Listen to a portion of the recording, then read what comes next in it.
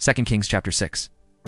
The company of the prophets said to Elisha, "Look, the place where we meet with you is too small for us.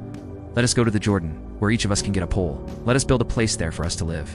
And he said, "Go." Then one of them said, "Won't you please come with your servants?" I will. Elisha replied, and he went with them.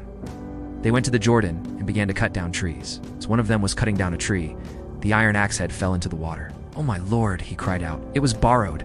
The man of God asked, "Where did it fall?"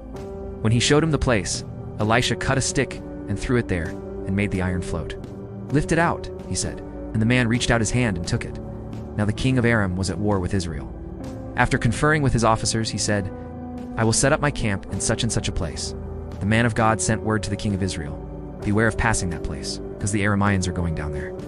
So the king of Israel checked on the place indicated by the man of God. Time and again Elisha warned the king so that he was on his guard in such places. This enraged the king of Aram. He summoned his officers and demanded of them, "Will you not tell me which of us is on the side of the king of Israel?" "None of us, my lord the king," said one of his officers. But Elisha, the prophet who is in Israel, tells the king of Israel the very words you speak in your bedroom. "Go, find out where he is," the king ordered, "so I can send men and capture him." The report came back, "He is in Dothan."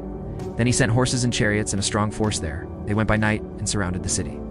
When the servant of the man of God got up and went out early the next morning, an army with horses and chariots had surrounded the city.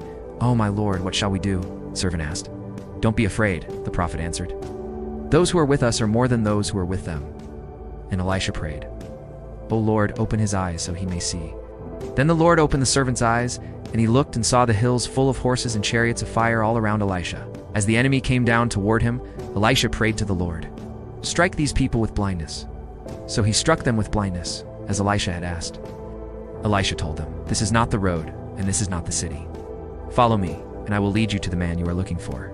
And he led them to Samaria. After they entered the city, Elisha said, "Lord, open the eyes of these men so they can see." Then the Lord opened their eyes, and they looked. And there they were, inside Samaria. When the king of Israel saw them, he asked Elisha, "Shall I kill them, my father? Shall I kill them? Do not kill them?" He answered, "Would you kill men you have captured with your own sword or bow? Set food and water before them, so that they may eat and drink, and then go back to their master."